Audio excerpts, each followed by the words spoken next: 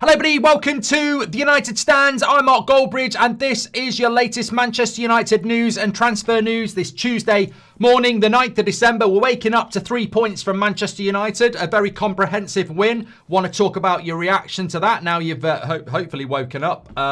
Some of you may not have been to bed. I suppose it depends where you are in the world.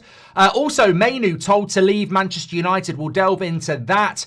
Big update around January transfers. Also, Garnacho talking about, does he have any regrets about leaving Man United? We'll talk about that as well. Also, want to talk about, where are you this morning? Are you in the group of people that are sharing clips of Bruno saying he's world class in the midfield? Are you a realist? Are you an idiot? Are you intelligent? Are you thinking we're on the way back? Are you seeing improvement? Are you still having concerns? I think it's going to be a really interesting show this morning. So looking forward to it as always. Look, fundamentally, it's nice to win. I think that's always a good thing. It's a positive. I think Wolves were dreadful, but you can only beat what's in front of you, and it's about time that we won a game of football convincingly. So I take the positives from that, but there's a lot more I want to talk about. Robert McCormack says 5 wins, 1 draw, and 1 loss when Mount starts.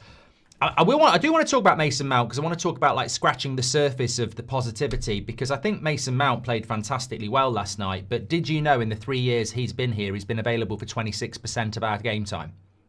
And I'm waking up this morning and people are going, mate, Mount's so important to our future. Mason Mount this, Mason Mount that. Oh, he's bloody brilliant. Mason Mount's going to be the player that gets us back running. I'm like, we'll factually go through it.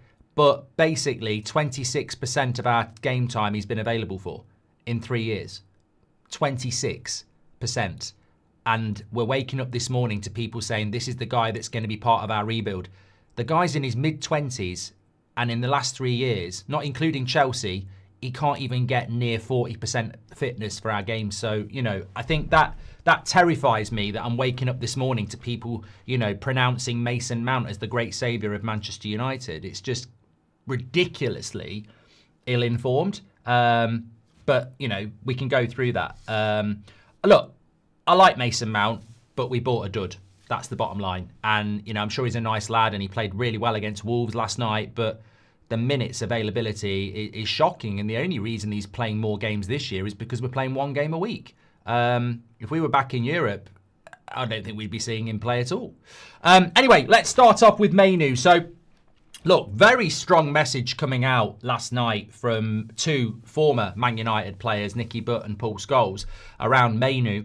We did see Mainoo get some minutes last night. We are approaching the January transfer window. Was 10 minutes against Wolves enough for you to think that, he's part of Amorim's plans? I thought the interesting contradiction was that Agate got no minutes when he took Casemiro off and he brought Mainoo on for Casemiro, despite spending months telling us that Mainoo is Bruno's replacement. Mainoo came on for Casemiro. Now, look, some people have jumped on that as a reason to have a go at Amorim. I don't think we can read too much into that. I think, you could bring Mainoo on for Yoro. It wouldn't have mattered. We're playing Wolves. He could have played right back. He could have played in goal. I don't think him coming on for Casemiro means that he's seen as a replacement for Casemiro. I think it was the fact that Wolves were so bad. You could have put me in the midfield for the last 10 minutes. So was it a token 10 minutes and keep his favourite Bruno on? Or was it, an actual insight to he might use him in Casemiro's position? We'll have to wait and see. But the reality is, this is what Nicky Butt said. For his football career, he has to leave Manchester United. He's lost 18 months of development. I hope he goes abroad because it's embarrassing. If he goes to Chelsea, which they might go and get him, they are putting together a very good squad. And then Paul Scholes on the same podcast said, if Chelsea come in for him, I'd tell him to go there. So 2 very strong messages from Nicky Butt and Paul Scholes, former midfielders of Manchester United, basically saying it's embarrassing what Man United have done to Mainoo over the last 18 months and he needs to go for his own career. Paul Scholes even saying I would advise him to go to Chelsea. So, it's interesting, isn't it? I think at Chelsea, as John says, where would he even play at Chelsea? They've got Reece James, they've got Caicedo, they've got Santos, they've got Enzo Fernandez. So where would Mainoo play? But the stupid thing is he would get minutes. If Chelsea want him, he would get minutes. He'd be getting half an hour here. He'd be playing in Europe, so he probably would.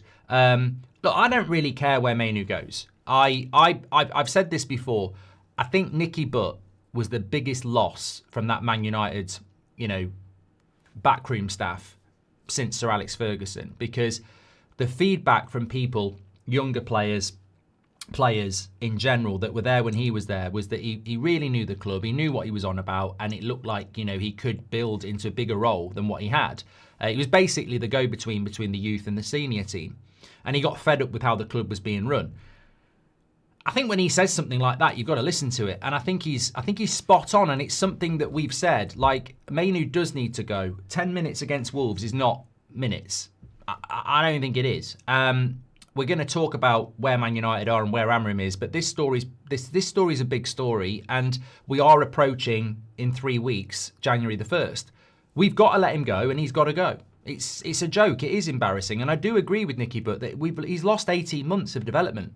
When you look at where he was 18 months ago, playing in a Euros final, we've done nothing with him in 18 months.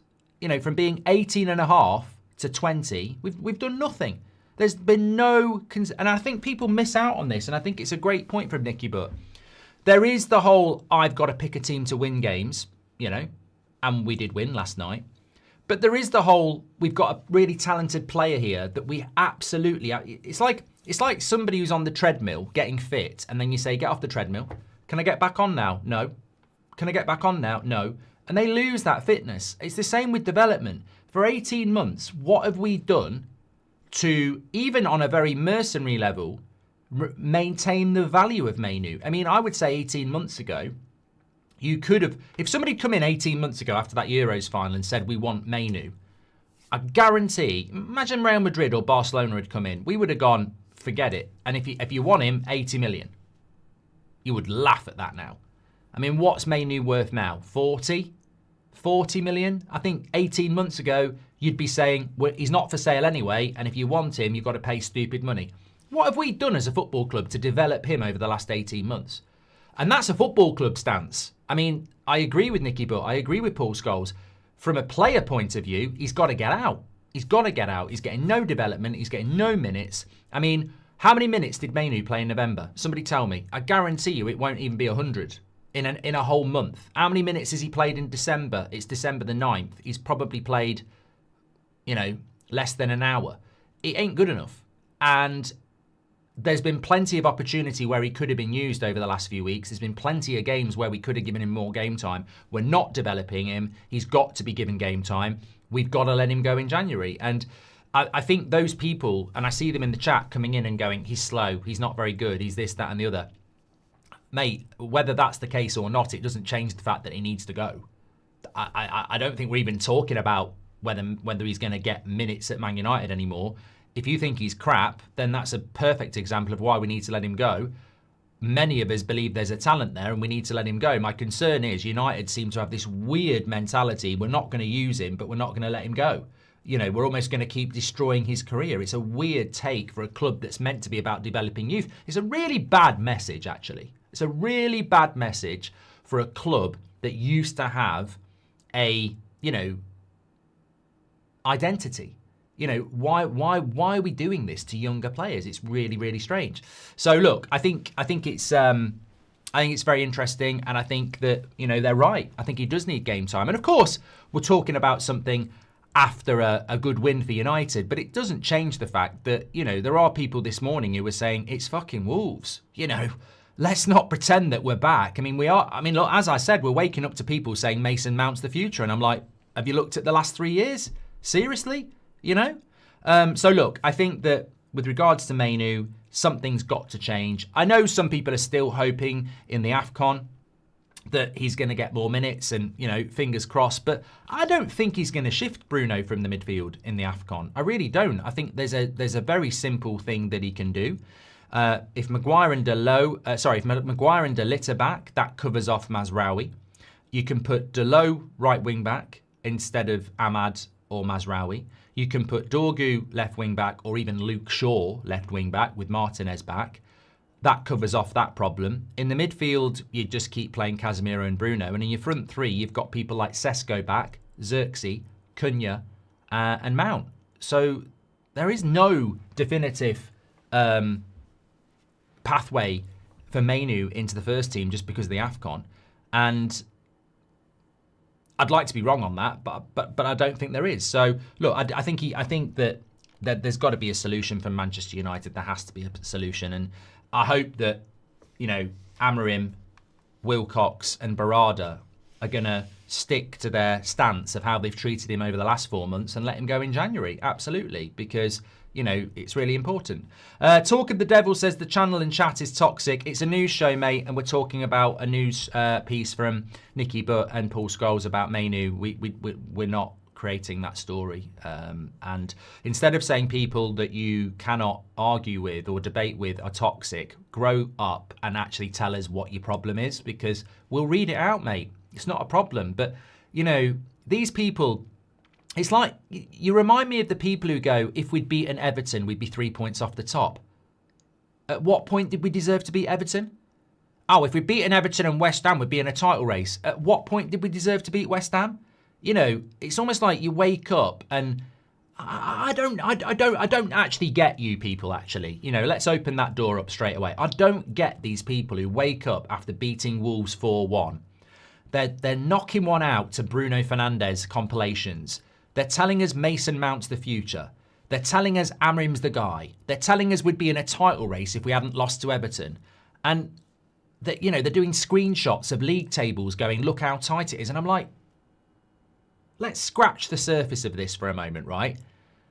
We've got to go and beat Bournemouth next week and then we'll talk. My stance is go and beat Bournemouth and then we'll talk. I really hope Amorim can turn this around. I really do. But Wolves, to me, doesn't give us anything. They are the worst team I've watched in years. Absolutely ridiculous. Absolutely ridiculous. And I think that, you know, Muzz says, what do you mean by you people? Well, make up a word. Chuff monster, morons, idiots. I mean, I don't even have a word for you. I don't have a word for people who think that people have standards are toxic. I don't have a word for people who are waking up this morning being positive, saying everything's good. I respect the fact that some people are doing it and that's life, but I don't actually have a word for you because there's just so many. Naive would probably be the number one word, but yeah, there's plenty of words. I mean, look, you're using words against us, people who've got standards. It's reciprocal. I'm sorry, you know, the abuse you're giving us for being real, for having standards. Oh, but you don't like it when it comes back, does it? Oh, no, we should all wake up this morning, be really happy. Pass me my phone. Let me start liking all the players' Instagram posts. Oh, yeah, you are cooking, Bruno. You're fucking cooking. You're brilliant. Oh, here's another one. No, sod off. We have standards. I don't know what it is. I don't know what it is, but I think what it is it might be age. I think some of the younger people have got no concept of what the standards of this football club was. If you've grown up over the last 13 years watching this, you're probably thinking, hey, this is looking all right. But if you're slightly older and you actually understand what Manchester United is, then you will have standards. And some of the younger crew have standards as well. But there are some people out there that seem to think a win and their favourite player doing well is all that matters. And that is probably a fairer assumption. I think we just have people now who, as long as their favourite player does well, that's fundamentally what they're, you know, focused on. But look, one thing I want to talk about before we get into that, because it is a news show, I did see this from last night. And I think it would be foolish not to bring this in. So Andy Mitten mentioned this. Obviously, he's on The Athletic. He said, this was last night before the game. So look, and obviously The Athletic do get stuff from the club fed down, journalistic, client journalism. You know, they're in cahoots with the club, so they do get stuff, and they're not going to write shit because obviously they want to maintain those relationships. So Andy Mitten says this: I'd be surprised if there's movement in January. I wouldn't be stunned. The types of players that United are going for are exceptionally good, and their clubs do not want to sell them in January. There was a needs-must situation 5 years ago when the form was so bad that they needed to go out and sign Bruno. But I'd be surprised if a main target came in January. But I'd be happily proved wrong. There's smart people at the club working on the type of deals they'd like to do, and lots of agents are offering their players to United. I've spoken to them, and some of them correspondence a polite thank you, but no thanks on certain players. Goes on to say, United know which areas they want to try and improve. United want a couple of central midfielders, another attacker on one of the wingers, and a central defender. These won't happen overnight, and it's still probably 2 or 3 more transfer windows before the squad looks as complete as how United want it to look. If United can get it to that point without changing coaches. So, effectively, what is, I would say, probably a very good brief from high up at the football club. Do not expect any signings in January, because United are looking at bigger targets that won't move in January. And also, it could take 2 or 3 transfer windows to get in 2 midfielders, a centre-back and a wide player. I mean, we beat Wolves. Let's focus on the positive there. But that is terrifying. I mean, the standards at this football club are in the mud. I mean, what the hell is going on? 2 or 3 transfer windows to bring in players we needed last summer. We're not going to do anything in January because we're focusing on big players in the summer. I mean, apparently we've got good people at the club. I can't... Look, stupid people can be good people, I suppose, but I cannot understand a football club of the magnificence of Manchester United to be sat there going, we won't do anything in January because the players we want won't be available till the summer. But the players we want in the summer will go elsewhere. Like, you can't say we're not going to buy in January because we want Elliot Anderson, and then Elliot Anderson signs for City and you go, oh, we missed January then. Like, it's incredible. I mean, Ladios where's the money coming from for January? I mean, I'm surprised at you, Ladios. You're a moderator. You should listen more. We bid £60 million for Baleba in the summer. Where's that money gone then? It's still there. So we still have the money. But the big concern here is, one, not doing anything in January means that this season is going to continue to be the second half as the same as the first half, potentially very mediocre up and down. That jeopardises Europe, which then jeopardises getting our main targets. Adam Wharton wants Champions League football. Elliot Anderson will want Champions League football. We'll be left going for Baleba, who nobody wants, and he's desperate to sign for us. But that deal could be done in January. That deal could have been done in the summer. So why are we talking about our main targets aren't available in January when we know full well one of them is? 100%. So I think that, look, that to me, obviously we've spoken about the Mainoo story from Button Skulls. That to me is one of the most significant. I mean, it's not more significant than beating Wolves, of course it's not. But that's coming from a decent source who is, basically fed information from the club high up that we're not going to do anything in January. We're looking to wait until the summer to go for targets that we might not even be able to get. On top of that, it could take us 2 or 3 transfer windows to get the players we need today. And 2 or 3 transfer windows is not January. I don't know why. I saw someone last night going, oh my God, it's ridiculous then. 2 or 3 transfer windows means next January because you got this January, this summer, and then next January. I was like, what? Don't include January. When United are talking about 2 or 3 transfer windows, they're talking about the ones they're active in. That's summer. So 2 or 3 transfer windows means summer 26, summer 27, summer 28. We're 3 years away from that. They're not talking about the January transfer window. We don't approach the January transfer window like it's a window. So 2 or 3 transfer windows means summer 26, summer 27, summer 28. That's how long the strategic plan for Manchester United is. And that's why the penny drops around Amorim. That's why they're talking about giving him 3 years. Because they know they can't give Amorim what he needs for 3 years. So basically, we may as well put the bloody handbrake on and watch everybody have a good time going past us. Because Amorim's here for 3 years and they're not going to buy him what he needs for 3 years. I mean, if that's the standards of Manchester United, God help us.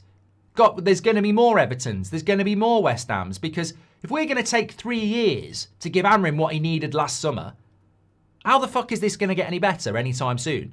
Like, I was reading some of the comments last night and people were saying, this season's just about results. That's what this season's all about. It's just about results. And then in the summer, he's going to change everything. And I'm like, well, let's scratch the surface of positivity here. So he's, at the moment, my personal feeling is Luke Shaw, Dalot, Bruno, Casemiro, and there might be somebody else, but I can't think of them. They need moving out of the team or moving out of position, right? We scrape top 5. We get in the Champions League. You're telling me that Bruno and Casemiro are going to get removed, Dalot's going to get removed, and we're going to replace all 3 of those players in the summer.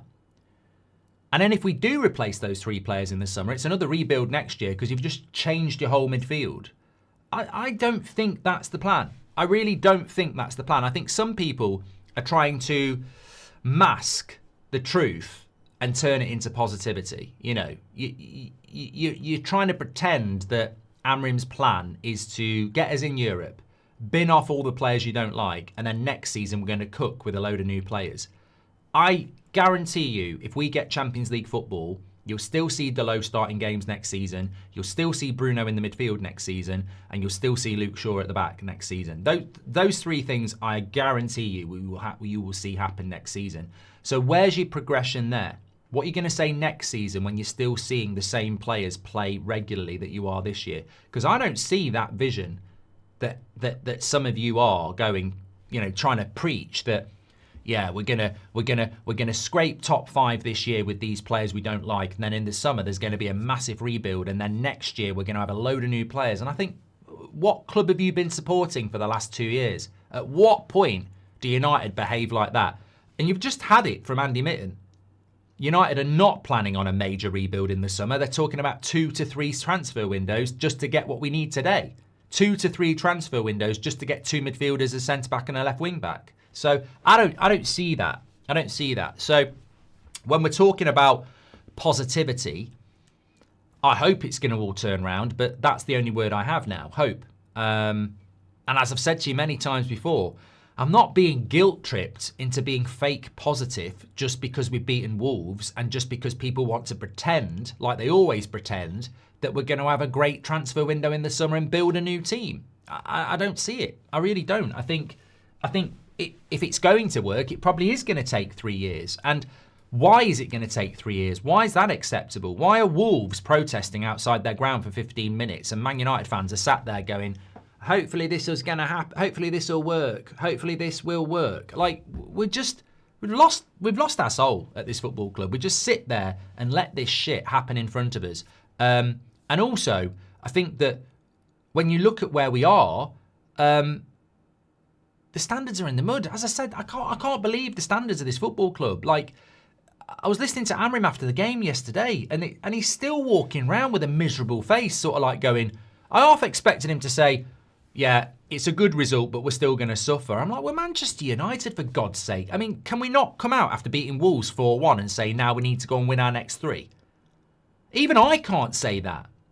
I think the standards have been lowered so much that Manchester United now, we're almost looking for sympathy after a Wolves game because we might lose to Bournemouth next week. You know, you just don't. And I'm like, fucking hell.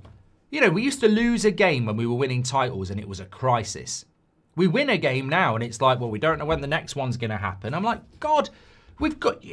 I know we might lose a game, but it's Bournemouth, Villa, and Newcastle, and 2 of them are at home. Like, we need to go and win all 3. And I don't think that's reflected in the way the manager was talking last night. It's like, we need to work harder. You know, he didn't say it, but I felt like, I just feel like it's just so miserable. There's no drive. There's no oomph. And I think that comes from the top. I think he probably knows, in fairness, exactly what's happening over the next 2 years. And I constantly go back to Todd Boehly at Chelsea, who, in a ridiculous short period of time, spent the money that they needed, you know, sold hotels, you know, got money into the club. And there's no passion at the club. There's no drive at the club. And apologies, but, you know, effectively, we're toxic because we've got standards now. We're being guilt-tripped because we've got standards. basically, there are people in our fan base now trying to guilt trip people who demand standards into being the cancer of the football club, the enemy of the football club.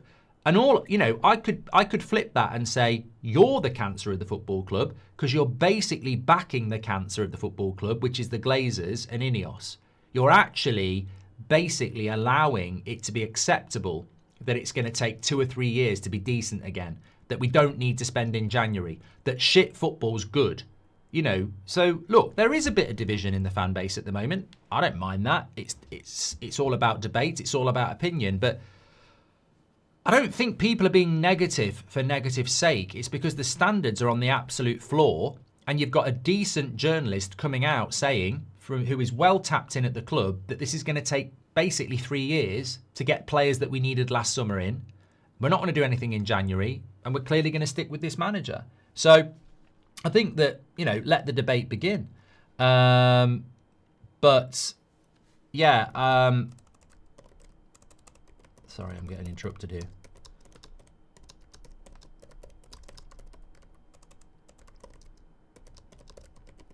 So yeah, I think it's really important that that conversation goes on.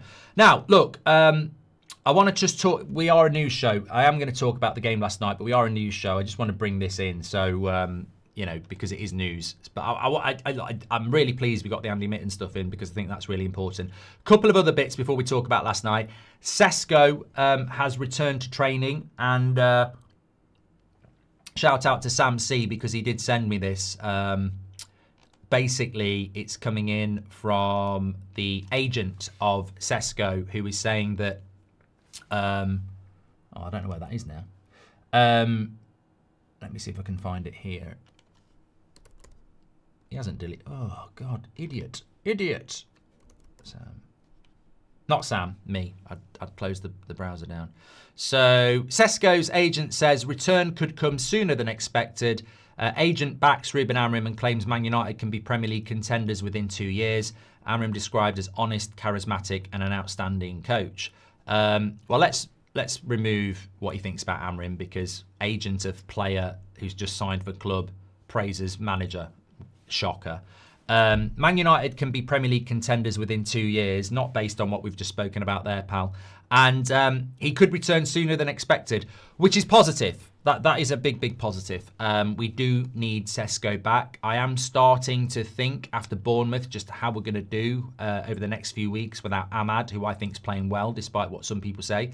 And Burmo, I think, is a really important player for us. And Mazraoui started playing as well. So we're going to lose. It's like having, to be blunt, I saw somebody say this in the chat last night, and it's true. Losing Ahmad, Mbeumo and Mazraoui, as much as we know it's going to happen and we knew it was going to happen, it's effectively like losing those 3 players for a month with injuries. And that is a crisis that we're going to have to deal with. And hopefully we're prepared for it because we knew it was going to happen. So having Sesko back, really important. Ahead of schedule, I don't really know what that means, because I was always under the impression he was meant to be back for Bournemouth, which is actually the middle of December. So I think we were always looking at that. But hopefully he will be back on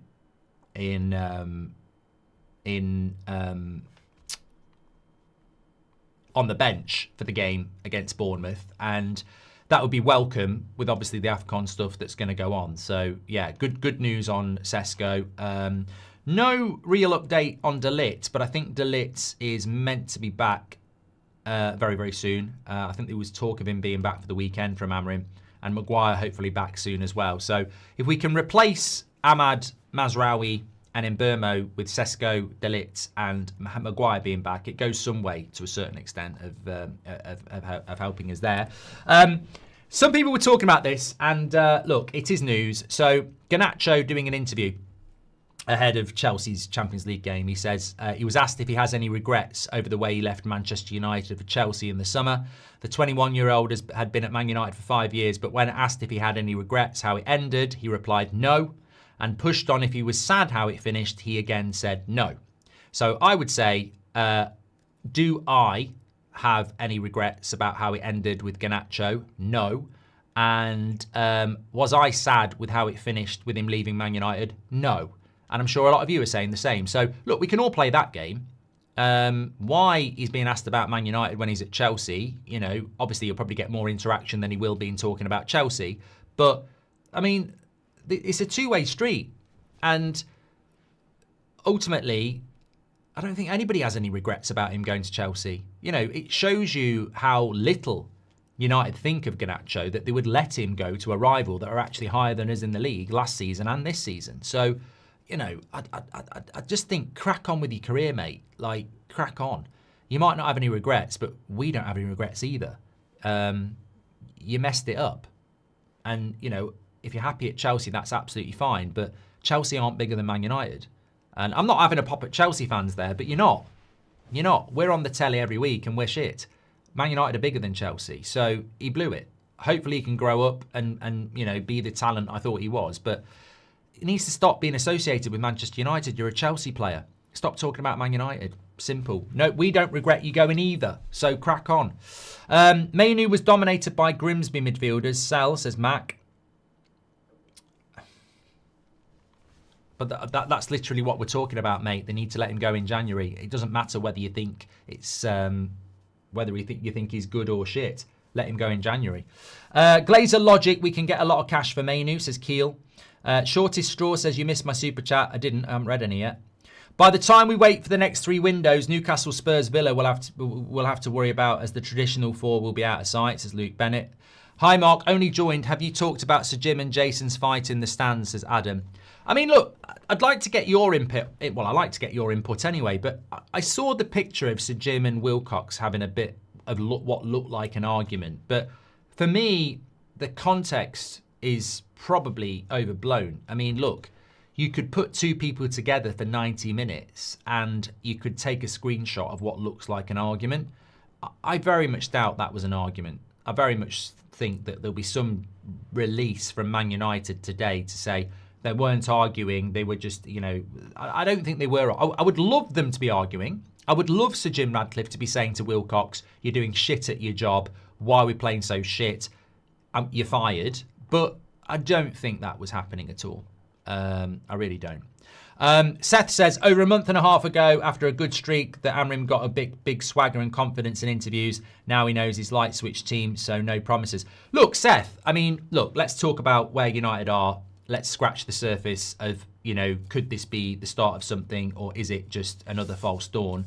I think in defence of Amorim, and what people don't seem to understand is I can't stand his football. I don't like some of his decisions, but I do like him. And the best solution is that we get better. And I also think the best solution is, and I've said this so many times, is that he gets the season.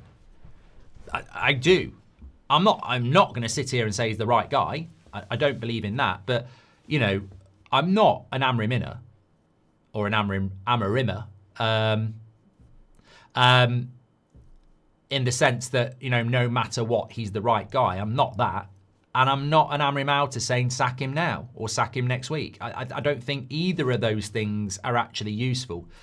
My stance is standards. And I think he has to be given the season, because otherwise we've done this before in season and it never goes well. And there is literally no plan to replace him anyway. So I think he has to be given the season. But if he doesn't get Europe and he keeps playing like this, and based on some of the decisions he's already made around certain selections and favouritism, etc., I'd get rid of him in May. So that's where I am. And people seem to misinterpret or not listen to what I'm saying. I don't think now's the time to sack the manager. I think he has to be given the season. But I also agree, I don't see many positives. The football is crap. His decision-making is crap. And, he's walking towards the sack. I said that after the Brentford game. And I said it after the Everton game. I don't think he'll be here in 18 months. I hope he is. I don't think it's going to help this football club to sack another manager, especially with this ownership. And you could easily say, well, look, he hasn't been given midfielders. But you could also say, well, he didn't get a midfielder because he kept Bruno. And I think that's really important, right? I've said it myself. And you have to scratch the surface of positivity and say, how much blame do you apportion to him, the players, and the manager and the owners? And I think the owners always take the biggest blame. There is a a line of thought that he hasn't been given midfielders. And look, we did try to sign Baleba and we did try to sign Gallagher. So they didn't give him midfielders. I agree with that. But also, if he'd sold Bruno, he 100% would have got 2 midfielders. So you can't just say the owners didn't buy him a midfielder and they're not going to buy him a midfielder in January, because maybe they will get him a midfielder in January. But he also had a part to play in that. Like, he could have sold Bruno and bought 2 midfielders. Now, you look at the goals that Bruno scored last night and the assists against Palace and you go, well, you know, you're giving up a lot there. But Bruno gets those goals and assists if he's playing as a 10 anyway. So I go back to what I said in the summer. Not selling Bruno and playing him in the midfield was a mistake. Or you play Bruno as a 10 and you don't buy Cunha or Mbeumo and then you use that money on a midfielder. So again, there's nuance to the conversation. I completely agree that when Bruno Fernandes is playing as a 10, he brings a lot of goals and assists to the team, and we've seen that in the last 2 weeks. But Amorim's decision was to shoehorn Bruno into the midfield and not buy a midfielder. He could have kept Bruno as a 10 and not bought Cunha or Mbeumo and bought a midfielder, or he could have sold Bruno, bought Cunha and Mbeumo and bought 2 midfielders. So Amorim's got a part to play in that. Of course he does. Cool says, you're just assuming he would have got 2 midfielders. Do you really think it would have happened? Mate, if we'd sold Bruno for £90 million, that's £90 million on top of what we spent on Sesko, Mbeumo, Cunha and Lemens. So we would have had the money for at least 1 midfielder. And, you know, I'm saying 2, but if you add 1 plus Casemiro, Agate and Mainoo, you're in the same position that we're in now. So he could have bought a midfielder is what I'm trying to say. Any player that plays next to Bruno looks bad because he wanders and we lose defensive shape. McTominay, Fred, Pogba, Casemiro, Agate, Mainoo does not have the athleticism to cover for a guy who chases the ball like a number 7, says Greg. Look, if you watched the game last night with Bruno, my man of the match, I think he was voted man of the match on socials. Apart from their goal, when we're defending, he doesn't play like a midfielder anyway. He's got no, I mean, I don't know what the word is. I think Amorim gives him a free role, which is incredible when you've got 2 other number 10s, but he basically was playing as a number 10. Now, a lot of that's probably because Wolves are shit. He would not be able to do that against Man City. He wouldn't be able to do it against Arsenal. He wouldn't be able to do it against Villa. But he basically played as a number 10 last night because, you know, there was so many good balls and obviously his goal, and he was basically playing as a 10 last night. And I heard some prat last night say, this is Amorim's system in full flow. Bruno's not meant to be a midfielder. He's meant to be a 10. And I was like, oh my God. Oh my God. We were playing Wolves who are shit and couldn't attack a yogurt. And Bruno just went into a free role as another number 10 because they were so shit. You wouldn't be able to do that against a disciplined midfield. Like, he would never be able to do what he was doing last night against most of this league. But he did show again why he should be playing as a 10 in my mind. Did Mark really read out United plan to bring in 3 or 4 players over 3 transfer windows? Man City spent a cool 200 million in January on 4 players to score Champions League, says Rajab. Exactly. Patrick Lynch says, being incapable to do any sort of deals in January that tells me they don't have the expertise to do the job. Seeing the quality of the Premier League, 2 good buys help us get in Europe. How don't they see that is criminal? Yeah, no, I think there's a direct correlation between that, Patrick. I mean, look, there's a lot of people this morning that are talking about the league table and saying how competitive it is this year and how Man United have got a great chance of getting in the top 4. We're 6th place at the moment on 25 points, but 10th place Liverpool are on 23, and everyone's looking ahead and going, we're 1 point off 4th. We're 1 point off 4th and Crystal Palace. We're only 5 points off 3rd, which is actually quite a lot, 5 points to be fair, but we're only 2 points off 10th, and people are trying to make out that this season it's really competitive. Last season, right? This season, 5th place, 25 points. 10th place, 23 points. Last season, 5th place, 25 points. 10th place, 23 points. There is a complete and utter replication of this season and last season. The only difference is Liverpool are at the top with 36, Arsenal are at the top with 33. But 5th place last year was Forest on 25. 4th place was Man City on 27. 5th place this year is Chelsea on 25. 4th place this year is Palace on 26. 10th place last year is Fulham on 23. 10th place this year is Liverpool on 23. So the league table isn't any different. It's going to change over the coming weeks. It's going to start to separate. Are we going to be going with that pack? We've got 6 more points this year than last year, by the way. I think that's very important. We had 19 last year. We've got 25 this year. Again, some people are seeing that as a sign of improvement. I would say, what the hell do you expect? We sacked a manager in November last year. I would fucking expect us to have more points than last year this year. People are actually going around going, well, we're doing better than last year. We've got 25 points instead of 19. And you're like, oh my God, we sacked the manager that started the season in early November. I would expect us to have more points this season than last year because we sacked a manager based on the start to the season we had. So, look, we are doing better than last year, but let's not forget we did sack Ten Hag for a 3-month bad start to the season. So, context is key. There is a slight improvement, but also we've had Amorim all season. Last year, we only had Amorim for like a few weeks before the 15th game. So, the key is going to be the next 5 games, I think. Where will we be in 5 games' time? Where will we be in 10 games' time? And as I say, scratching the surface of positivity, I still say that what I said last night, the big thing that worries me is vision. Winning games is great. It's great to win games, but are we now living game to game? Not knowing where our next meal's coming from? Or are we actually Manchester United who should be able to map out success over the next 6 months? Not doing something in January like Patrick says is really concerning.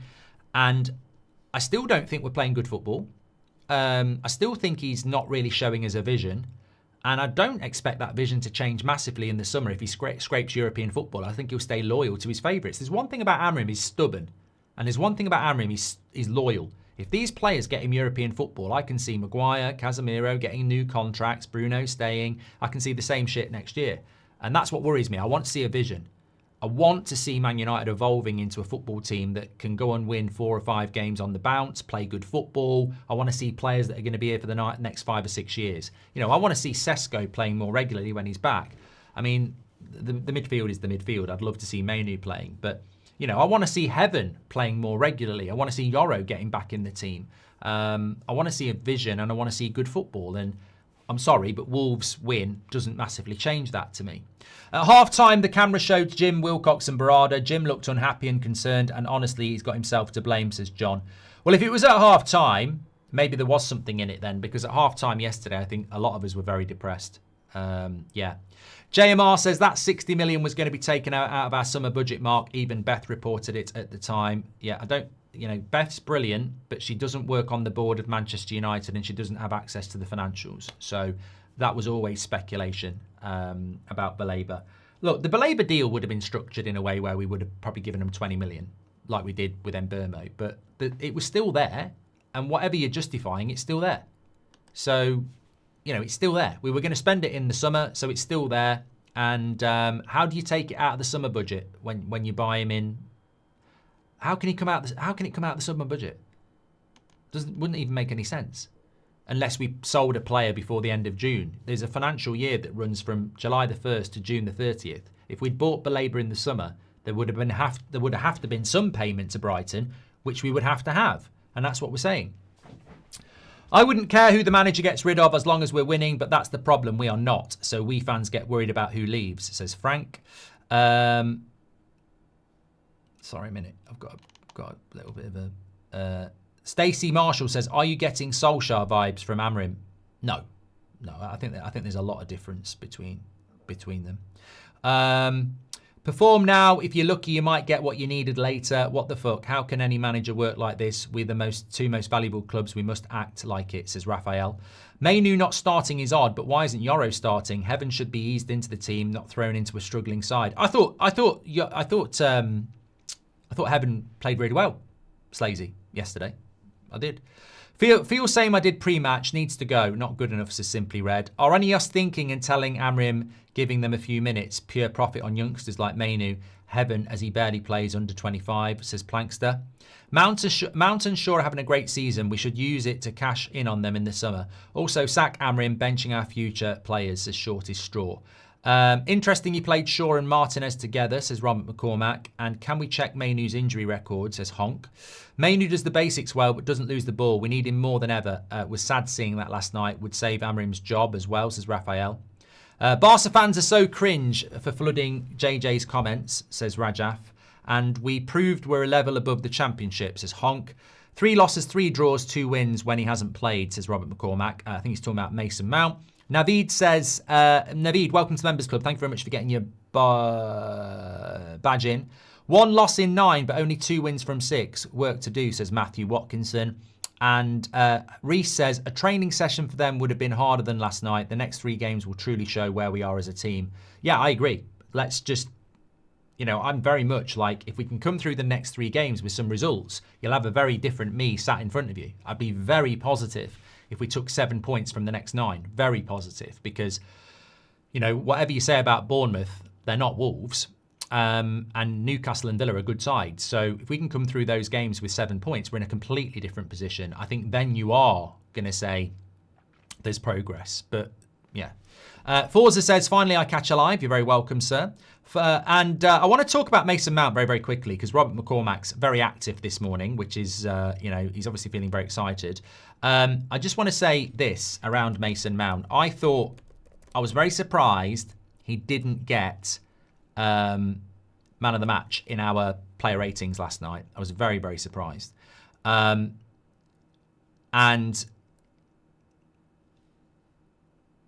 he probably did deserve it. I gave it to Bruno because Bruno got 2 goals and an assist, and I thought he was basically playing as a number 10, and I enjoyed Bruno's performance yesterday. But Mount did play very well, and I thought he might have got it. But the interesting thing about Mason Mount is, and I think, look, we can all have opinions, and I think opinions sometimes are stronger than facts because opinions we're passionate about. But I woke up this morning and I saw a few people saying Mason Mount's the future. Mason Mount's so important to this Man United side. And maybe that is true. Maybe it is true. Maybe a fit Mason Mount is important to this Manchester United side. But forgive me for just not jumping on the bandwagon, because I did a little bit of stats, right? And I looked at this. So this season, Mason Mount has played 584 minutes. Mbeumo has played 1,350. So Mason Mount has played 42% of the game time Mbeumo's played. And I think Mbeumo's been on the pitch more than most people. So Mason Mount's been available for 42% of our minutes this season. 42%. And it feels like he's been available a lot longer. But he's only been available for 42% of our time this season. And we're only playing 1 game a week. Last season, Bruno Fernandes played 4,900 minutes. Mason Mount played 952. He was available for 19% of the available minutes last season. 19%. The season before that, Onana played 4,600 minutes. Mason Mount played 756. He was available for 17% of those overall minutes.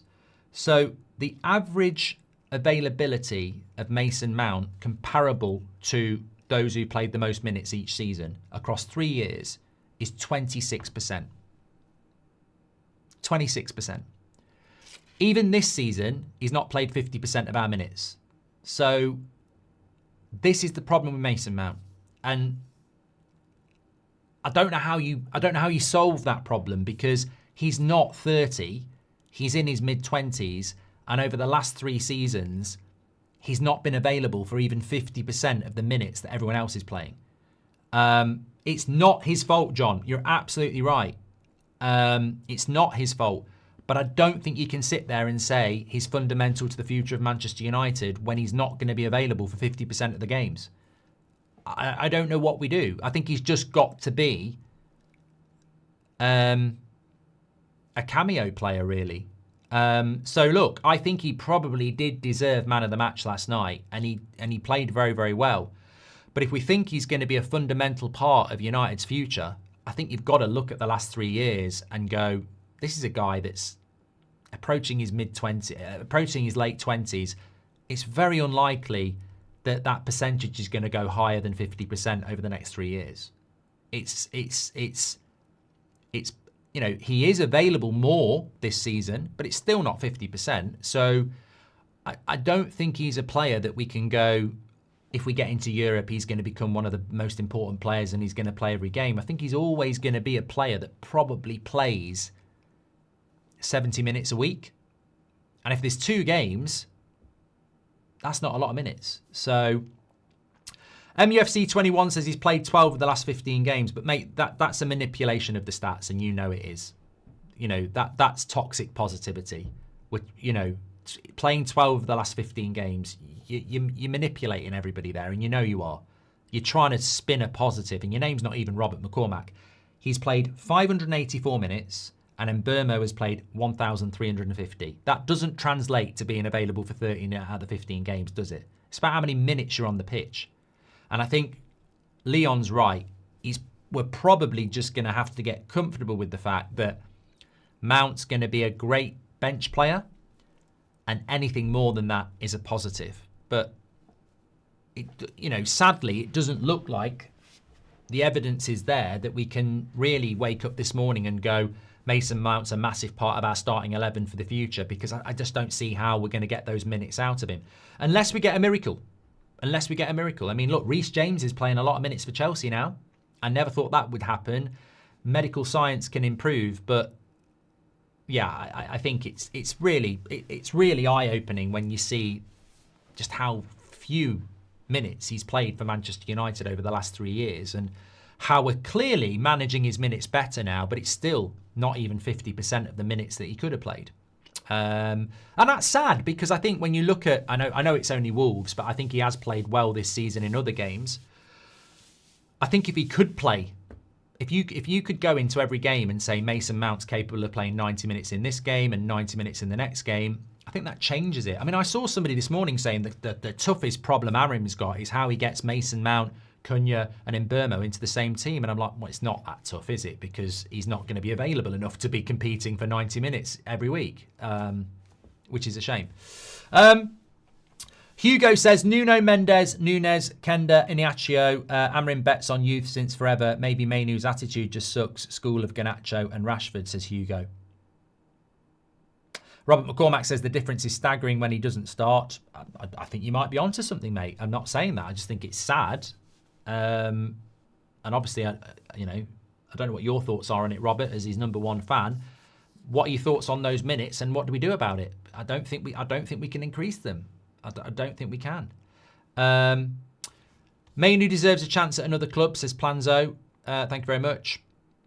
Sorry, Hugo Oliveira saying that, I need to go back to this. So Hugo Oliveira saying that Amorim bets on youth since forever. Maybe Mainoo's got an attitude problem. I think that's a disgusting thing to say. You're entitled to say it. We're not going to delete it. And some people have liked it. But I think that's really disgusting, because you're basically backing Amorim's youth record and tainting Mainoo's attitude with no evidence. No evidence. And that's dangerous, because you can't just say Mainoo's got a bad attitude and that's why he's not in the team. Maybe he's like Garnacho. That's really unfair. And I know these players deserve a lot of criticism over the years, but one thing we can't do is, you know, when there's a leak, we can't just say it's a player we don't like. We can't just say Mainoo's got a bad attitude because other players had a bad attitude.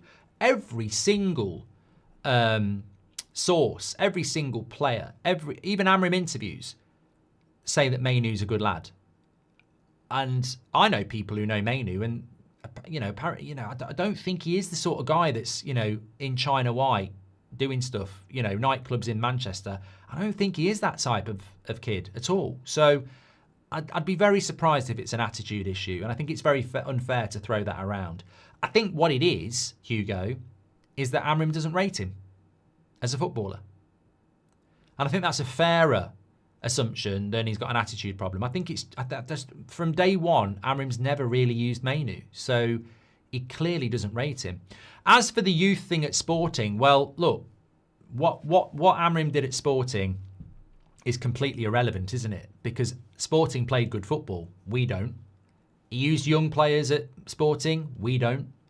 Ten Hag played good football at Ajax. He didn't at Man United. So what he did at Sporting is becoming less and less relevant the further and further away he gets from it. You know, he's a year into his journey at United.